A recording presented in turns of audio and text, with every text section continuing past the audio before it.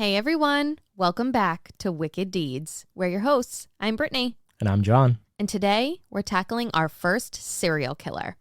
There are some infamous ones out there that I know a lot of other podcasts have covered, but we wanted to look into one we'd never heard of before. And honestly, I'm surprised we hadn't heard of it since it's practically right next door to where we live. I am going to take a second to preface this episode by telling you all how absolutely infuriating the research portion of this case was. There's a decent amount of information out there, sure, but it's not much good when every other source contradicts the one prior. So I'm going to ask that you bear with me and know that I've pieced together everything I could find in order to provide you with a comprehensive view. Today's story is about the New Bedford Highway serial killer. Our story begins in spring of 1988 in Weld Square, a downtrodden area of New Bedford, Massachusetts, known for drug dealing and sex work. At the time, local police were struggling with an influx of violence towards sex workers. Women were being raped, beaten, and nearly killed. Some hadn't been seen for days and were reported missing. Other disappearances weren't disclosed to law enforcement for far too long. As things began to escalate, several missing women would be found dead. Some may say this was due to their lifestyle, but in the end, that doesn't really matter now, does it?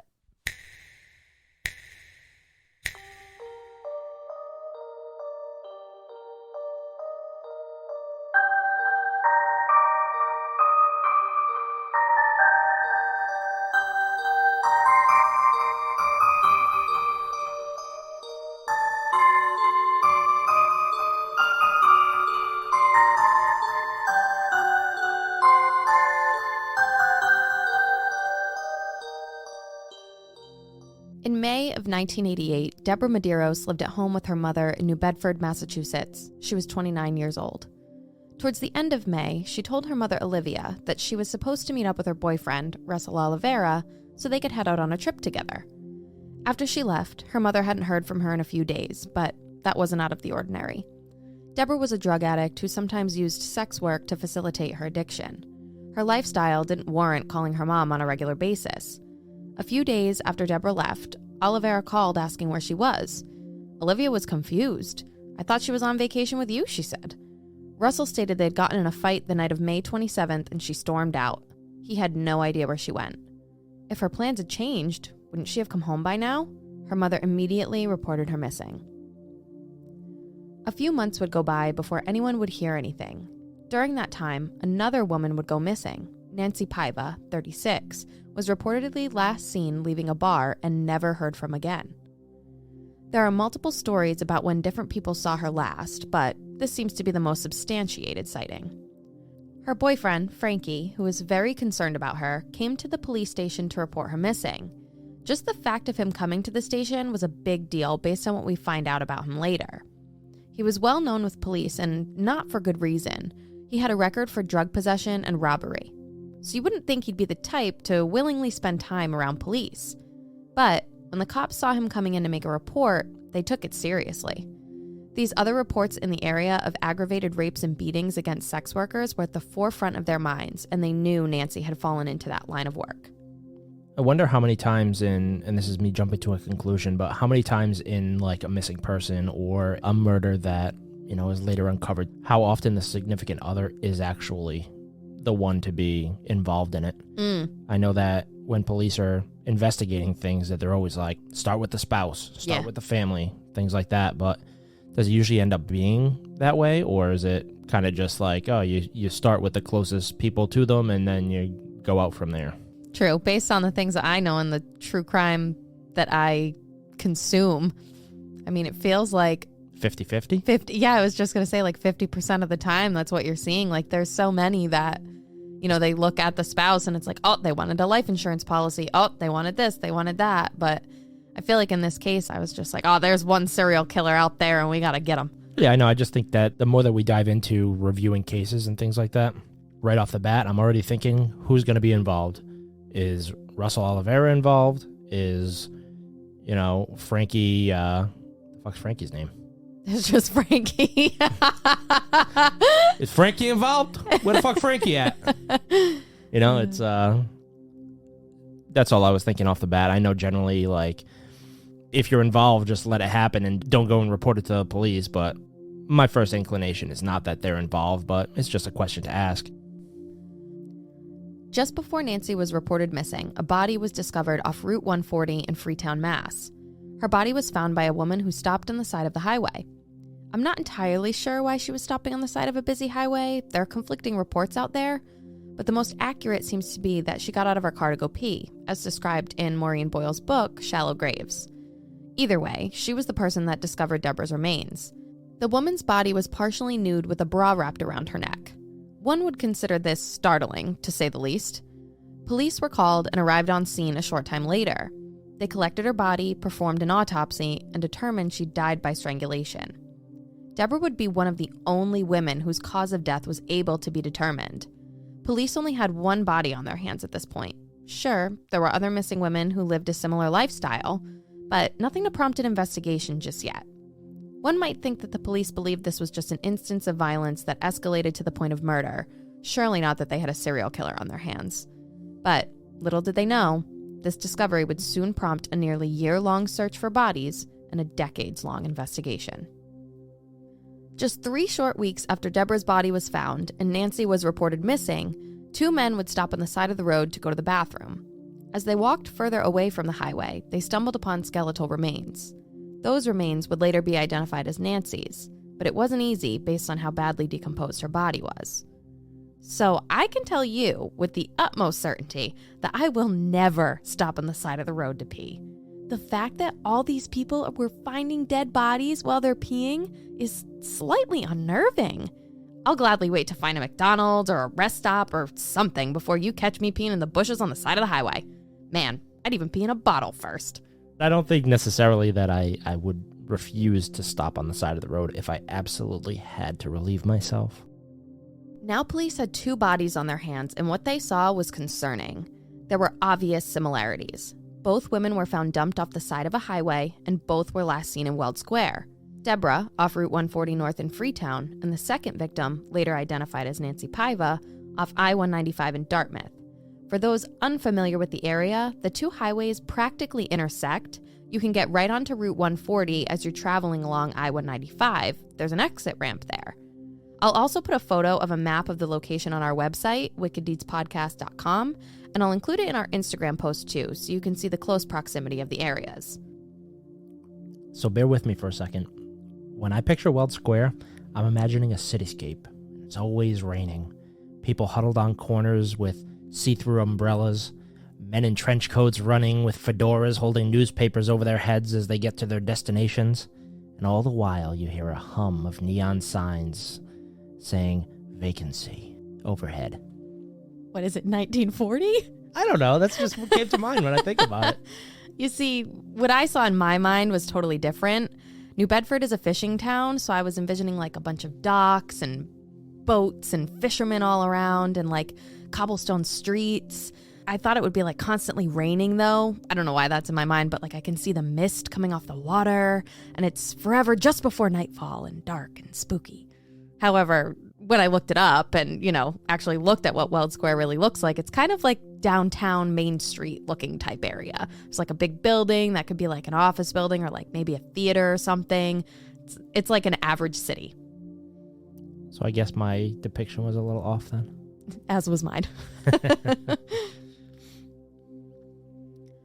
After finding Nancy's body, police now had a hunch their 2 cases might be linked. 2 sex workers addicted to drugs, both last seen in the same Weld Square area, and their bodies dumped off the side of highways in close proximity. However, police had practically written off the fact that the second body found was Nancy's. The state of decomposition just didn't make sense. How could she have only been missing for a few weeks, but her remains decomposed to the point where she was practically a skeleton? The medical examiner was only able to positively identify the body through Nancy's dental records. Fast forward about 4 months. It's early November, and a highway cleanup crew is working another monotonous day off the side of Route 140 northbound in Freetown, just shy of New Bedford, when they stumble across yet another woman's body. Now that a link has been made clear, police begin searching the local highways near where these bodies were found. As the investigation heats up, they bring in Josie, one of the most talented cadaver dogs at the time, whose skills would be integral to future discoveries. Over the next few weeks, the remains of multiple women would be found. the bodies of Deborah DeMello, Dawn Mendes, and Deborah Lynn McConnell would all be located before the end of the year. They're starting to stack up a lot of bodies here now, so Yeah. I'm thinking that maybe somebody's out to get these people, and it's not just a coincidence that they found a couple off the side of the road. Now that they're finding all these other bodies because they're looking for them, there's definitely something nefarious at work here. Yeah, it's probably not Russell or Frankie at this point. Nope, I don't think so anymore. So now at this point, we have 5 dead women. There was one commonality between them all: drug addiction. Some spent time in Weld Square, some participated in sex work, but at the end of the day, every single woman had a drug addiction. This makes me think about who our perpetrator is. Why does he choose these women? Does he prey on their addiction? Does he think their disappearance will go unnoticed? Well, I can tell you now, he's wrong. Some of these women's families are so invested in finding the killer that they're still searching for answers to this day. And you can't discredit the police. They've been incredibly invested in the case regardless of how little media attention it received. My first thought about when you're trying to profile this person is that either maybe they were wronged by a woman. So first off, I'll say that I think it's probably a man. And then, were they wronged by a woman? Was their mother a drug addict or a sex worker? Is he targeting these people because he finds it righteous to kill them because he thinks that they're sinners? Something along those lines. Yeah, I agree. I think I don't know, I feel like there's so many serial killers that have mommy issues. I feel like that's exactly where my head goes, is it's a mommy issue. Yeah, I agree. It's another point to think about because when you look at all this other media, and again, you watch, even if they're fictional movies or you watch these documentaries and things like that, it seems to be a relatively common trait that people that attack a specific type of people have some deep-seated problem with them. And this is why Criminal Minds is the superior law enforcement drama show in the world. Why do you say that? Because this is why I love the behavioral analysis unit. It's how can you get so deep into this person's psyche without even knowing them?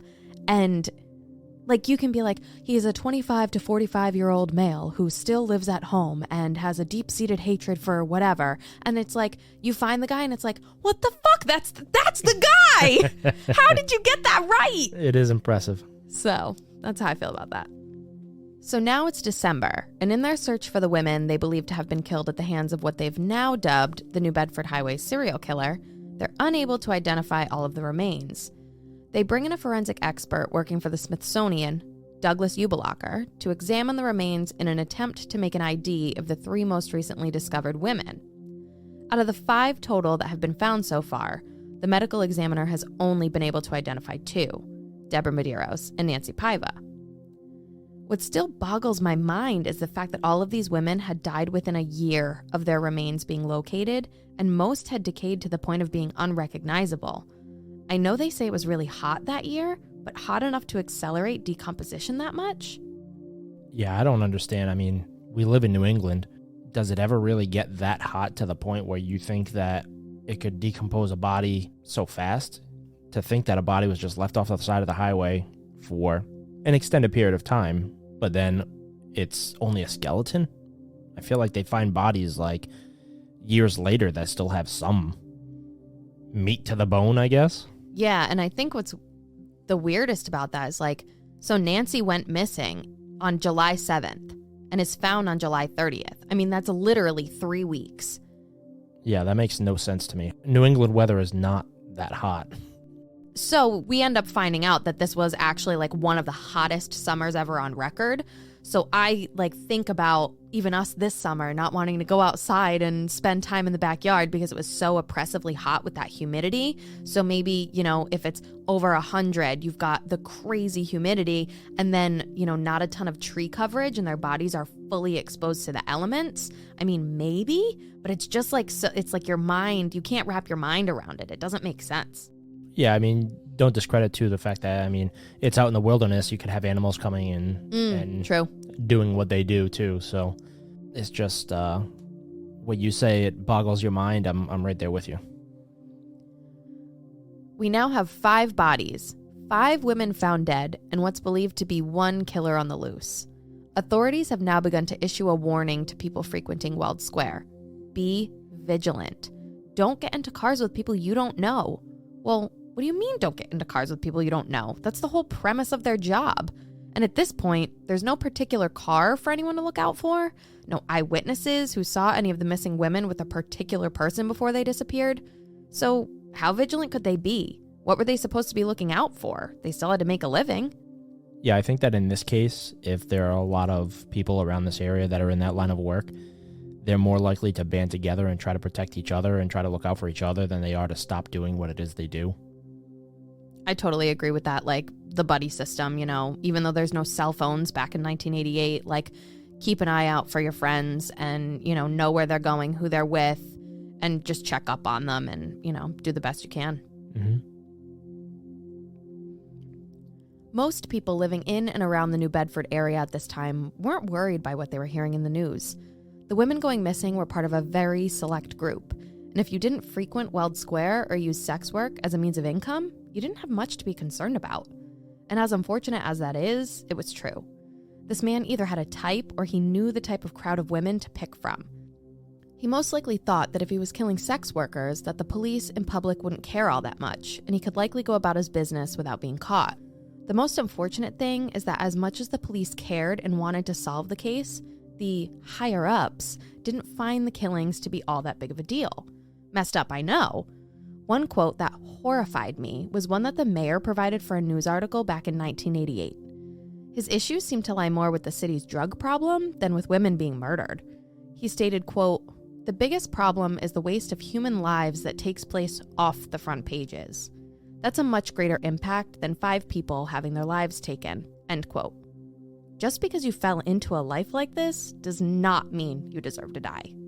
I think that with maybe some lower profile cases where they don't have a ton of people turning up dead, that police actually choose to omit the fact of people's lifestyles if they think that it would negatively impact the public's view of them, because they want people to come and help. They don't want people to write them off like this mayor seems to be doing.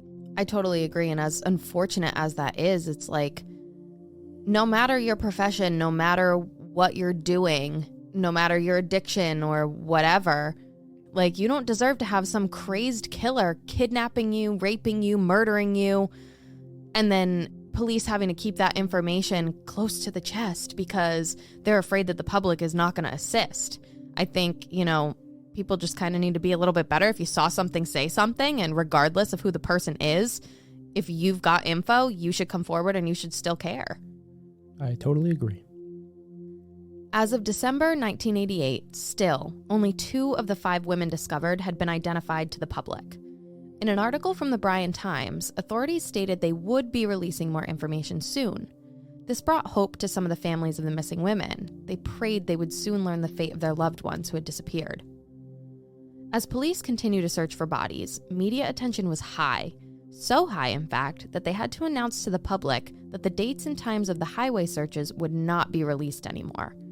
Each time a search was held, many members of the media would show up to get everything on camera. Well, Josie, the cadaver dog, would get incredibly distracted and be unable to focus on the scents that would lead her to any further remains. These actions of the media would delay the search and thus delay the discovery of any additional remains.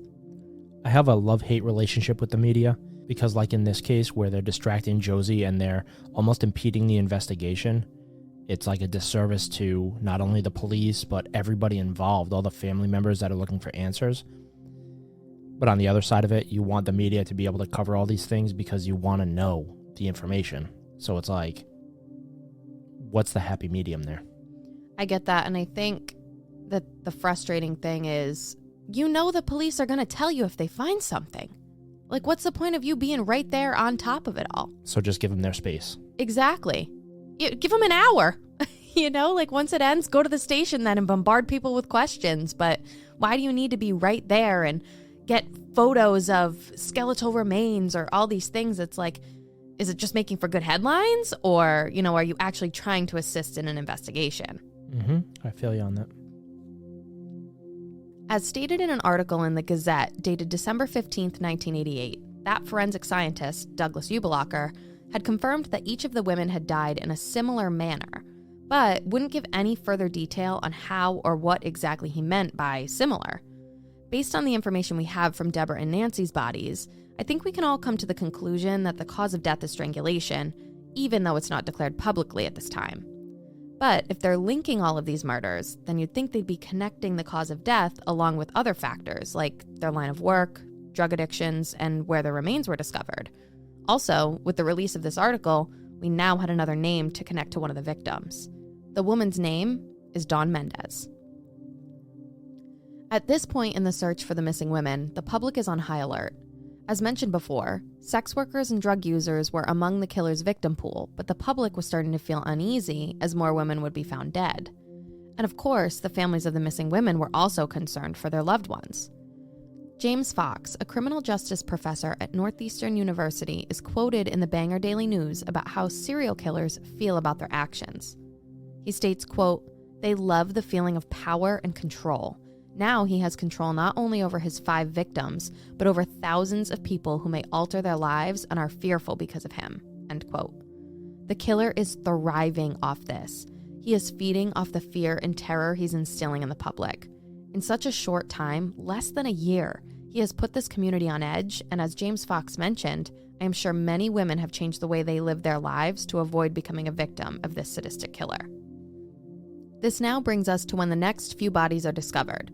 4 more deceased females would be found between December of 1988 and April of 1989. Rochelle Dopierla, Robin Rhodes, Mary Rose Santos, and Sandra Botello. 2 more women, Marilyn Roberts and Christina Montero, would also be linked to this killer, but their remains are never recovered.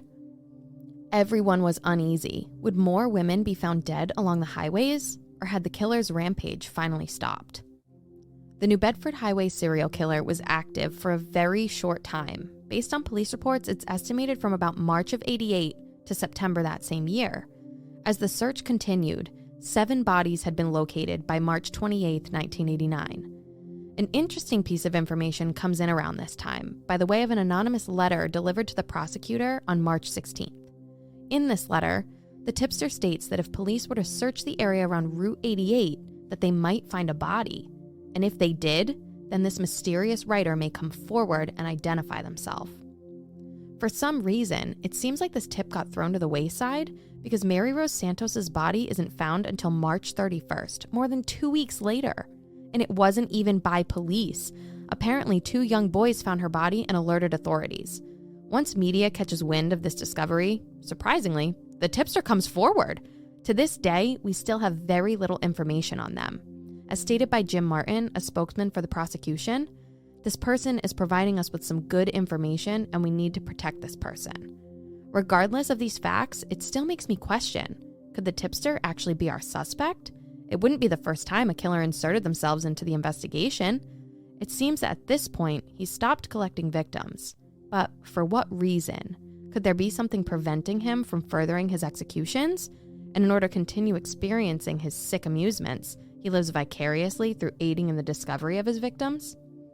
I'm with you on that. I'm wondering if this person who, and this is all my assumption, but this person who believed these to be righteous killings or whatever, had a number in mind that he was trying to reach. And once that he had killed the victims that he was going after, or the number of victims that he was going after, he wanted it to end there. But now he wanted to, like you said, live vicariously through the investigation. So now he gets to be this informant type person who gets to remain anonymous because police want to protect him, and then gets to see the investigation unfolding from the inside. Yeah, I mean, so if you add up, obviously the women that are found, there's 9, but then there's those 2 missing women, and they're pretty certain that they're tied to him. So maybe the number 11 is significant, like you said.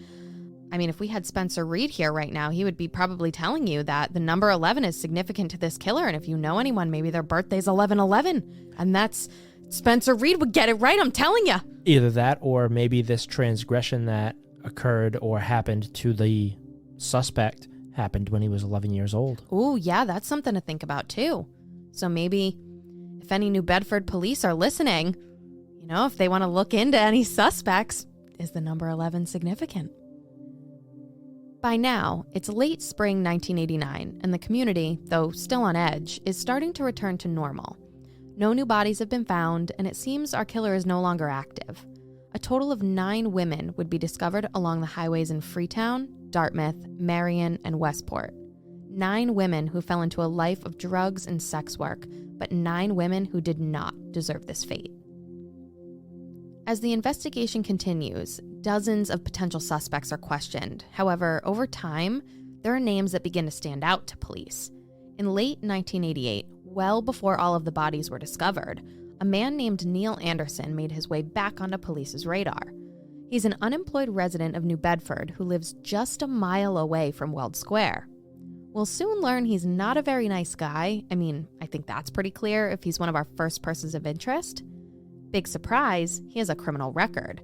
Sure, nothing at this point for anything serious, most were all petty crimes. Once news of the murders began to circulate, a sex worker came forward telling police about her story involving Neil Anderson.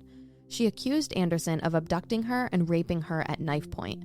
She stated this all happened in August of 1987, but had been apprehensive to come forward for fear of retaliation, though the recent news compelled her to alert authorities. She felt that if he had been involved, he needs to be held accountable. Neil is arrested and charged with this abduction and rape in December of 1988. That same month, there's an article published in the Lewiston Daily Sun regarding Anderson's arrest.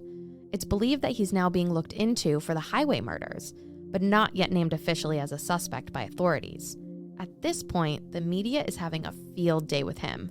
They're bringing up a ton of speculation on how he may be connected to the murders, but there is no verified connection at this time, even though it's clear he's on police's radar.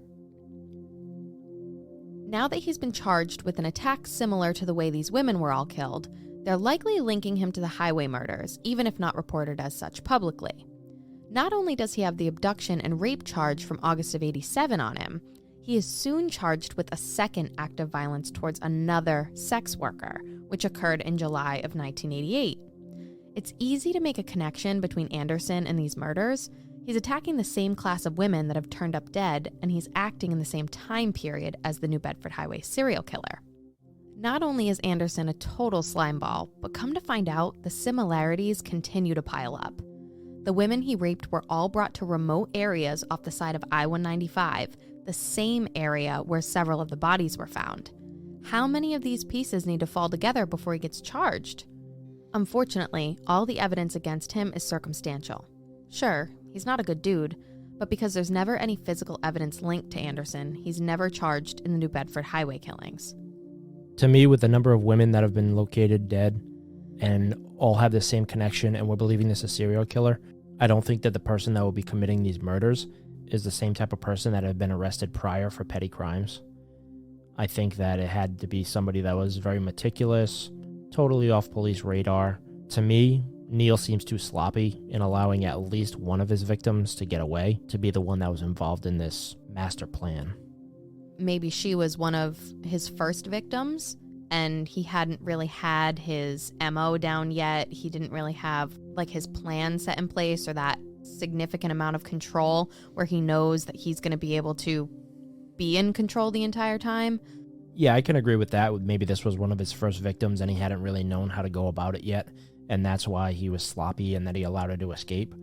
But to me, I don't think that somebody that committed petty crimes is then going to go on this master killing spree of collecting all these women and then dumping their bodies on the side of the highway and getting away with it for X amount of time. Generally, the people that commit petty crimes are not the best criminals, I guess, because they get caught committing senseless acts.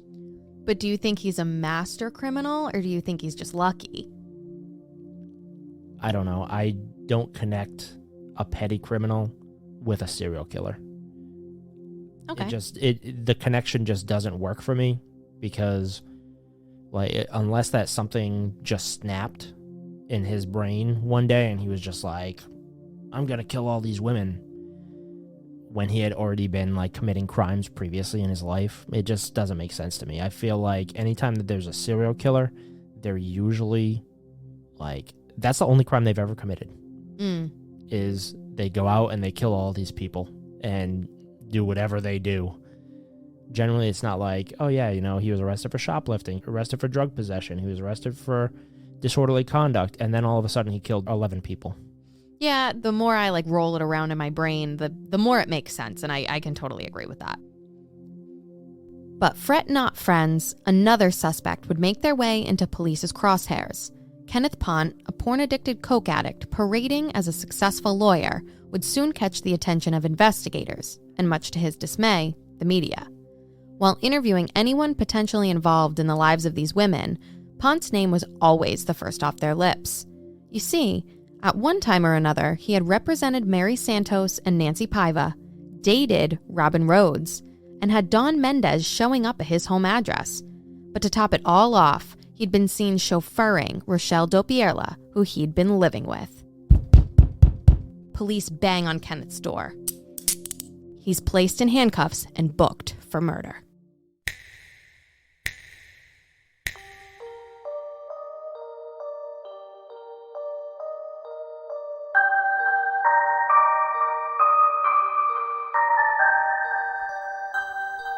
As you might have guessed, our story is far from over. Tune in next week for the concluding episode of the New Bedford Highway serial killer.